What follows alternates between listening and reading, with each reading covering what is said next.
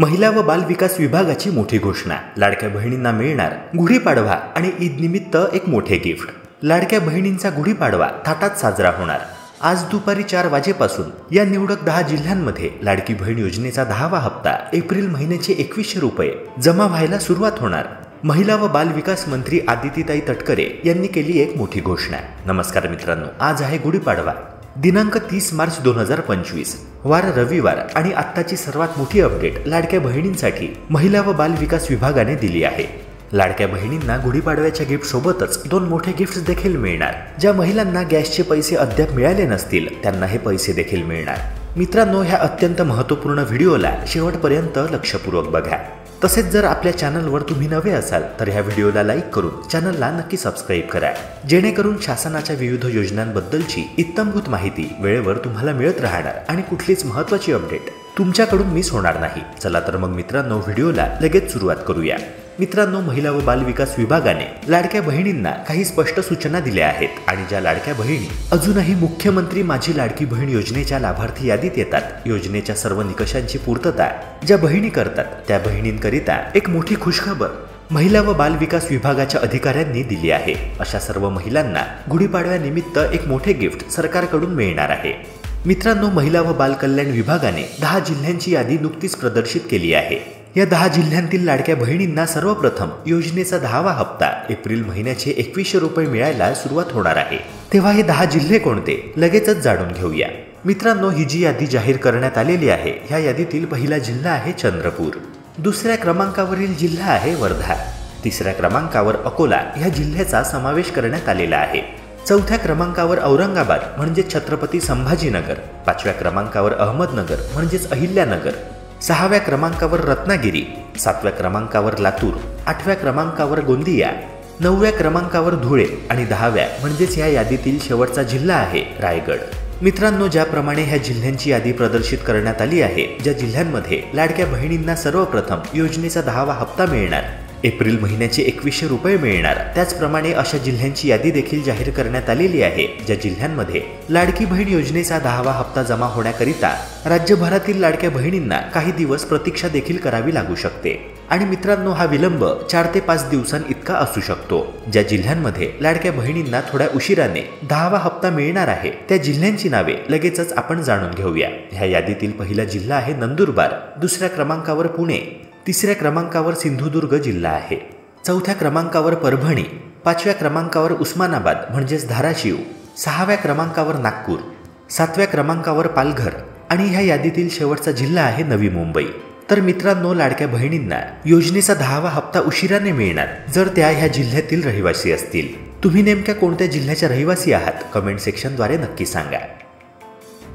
तसेच मित्रांनो, काही बँकांची यादी देखील महिला व बाल कल्याण विभागाने जाहीर केली आहे. या बँकांना सर्वप्रथम निधीचे हस्तांतरण केले जाणार आहे, ज्यामुळे ज्या महिलांचे खाते ह्या बँकांमध्ये असेल त्यांना सर्वप्रथम एप्रिल महिन्याचा हप्ता त्यांच्या बँक खात्यामध्ये मिळण्याचा मार्ग मोकळा झाला आहे. ह्या बँकांच्या यादीमध्ये सर्वात पहिली बँक आहे पोस्टाची बँक म्हणजेच इंडियन पोस्ट पेमेंट्स बँक. दुसऱ्या क्रमांकावरील बँक आहे स्टेट बँक ऑफ इंडिया म्हणजेच स्टेट बँक. तिसऱ्या क्रमांकावर बँक ऑफ महाराष्ट्र. 4थ्या क्रमांकावर कॅनरा बँक. 5व्या क्रमांकावर बँक ऑफ बडोदा. 6व्या क्रमांकावर पंजाब नॅशनल बँक. 7व्या क्रमांकावर युनियन बँक. 8व्या क्रमांकावर सेंट्रल बँक ऑफ इंडिया. 9व्या क्रमांकावर इंडियन बँक. 10व्या क्रमांकावर बँक ऑफ इंडिया. 11व्या क्रमांकावर इंडियन ओव्हरसीज बँक. 12व्या क्रमांकावर युको बँक आणि ह्या यादीतील शेवटची बँक आहे IDBI बँक.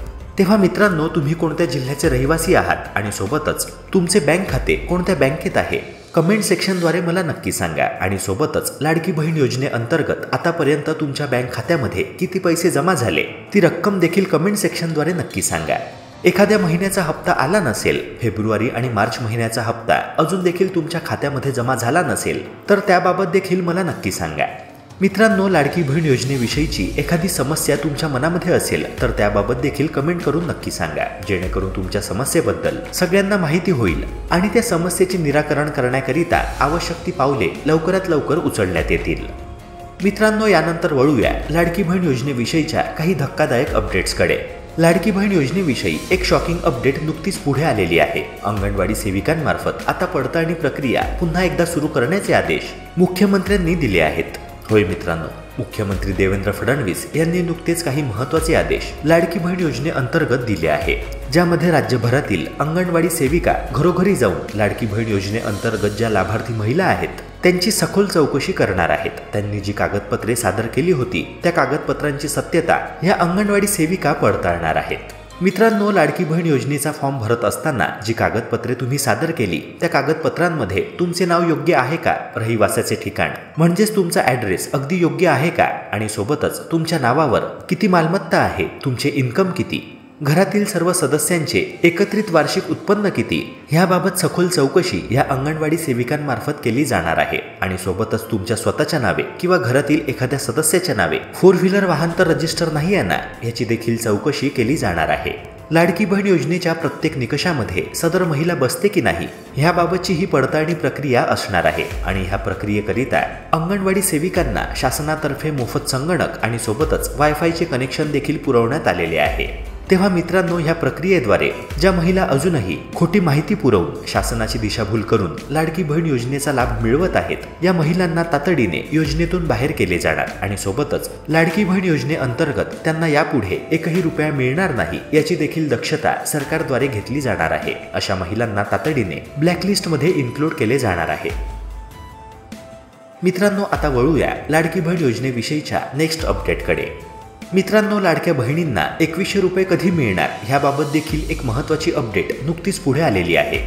आमचं सरकार जर सत्तेत आलं तर आम्ही लाडक्या बहिणींना 1500 रुपये नव्हे तर 2100 रुपये देऊ, अशी घोषणा विधानसभा निवडणुकीच्या प्रचारावेळी महायुतीच्या नेत्यांकडून करण्यात आली होती। राज्याच्या अर्थसंकल्पीय अधिवेशनामध्ये याबाबत घोषणा होऊ शकते असा देखील अंदाज व्यक्त केला गेला होता। पण मित्रांनो, अर्थसंकल्पीय अधिवेशनामध्ये या योजनेतील वाढीव पैशांबाबत कोणताही निर्णय घेण्यात आलेला नव्हता। तसेच महाराष्ट्राच्या यंदाच्या वर्षासाठीच्या अर्थसंकल्पामध्ये याबाबतची तरतूद देखील करण्यात आली नव्हती। त्यामुळे आता लाडक्या बहिणींना 2100 रुपयांचा हप्ता कधी मिळणार, 2100 रुपये त्यांच्या बँक खात्यामध्ये कधी जमा होणार, असाच प्रश्न सध्या सर्वत्र विचारला जातो आहे। काही दिवसांपूर्वी अजित पवार यांनी ह्याबाबत वक्तव्य करताना म्हटलं होतं की माणसाला सर्व सोंग करता येतात पण पैशांचा सोंग काही करता येत नाही। राज्याची आर्थिक स्थिती सुधारली की योग्य वेळी निर्णय घेऊ, अशी प्रतिक्रिया उपमुख्यमंत्री आणि अर्थमंत्री अजित पवार यांनी दिली होती। मित्रांनो, आता ह्याच मुद्द्यावर उपमुख्यमंत्री एकनाथ शिंदे यांनी देखील आपली प्रतिक्रिया दिली आहे। ते म्हणाले की लाडक्या बहिणींनी सरकारची ताकद वाढवली, त्यामुळे राज्याची आर्थिक ताकद वाढली की आम्ही लाडक्या बहिणींना 2100 रुपये नक्कीच देणार आहोत। विरोधकांनी सुधारावं, आम्ही जे बोललो ते बोललो, काँग्रेसने देखील आश्वासने दिली होती मात्र त्यांनी ती पाळली नाहीत, असे देखील एकनाथ शिंदे यांनी स्पष्ट केले। मित्रांनो, एकनाथ शिंदे आणि अजित पवार यांच्या ह्या वक्तव्यावरून हेच स्पष्ट होतं की लाडक्या बहिणींना तुर्तास तरी 2100 रुपयांचा हप्ता मिळणार नाही। 2100 रुपयांचा हप्ता त्यांच्या बँक खात्यामध्ये मिळण्याकरिता त्यांना आणखी काही काळ प्रतीक्षा करावी लागणार। राज्याची आर्थिक स्थिती आता कधी सुधारते हे सरकारलाच माहीत। तेव्हा मित्रांनो, तुमच्या अंदाजाप्रमाणे आता लाडक्या बहिणींना 2100 रुपयांच्या हप्त्याकरिता अजून किती महिने प्रतीक्षा करावी लागू शकते, कमेंट सेक्शनद्वारे तुमचे मत नक्की कळवा। तसेच या व्हिडिओला लाईक करून चॅनलला नक्की सबस्क्राईब करा। भेटूया पुन्हा एका नव्या व्हिडिओसह। जय हिंद, जय महाराष्ट्र।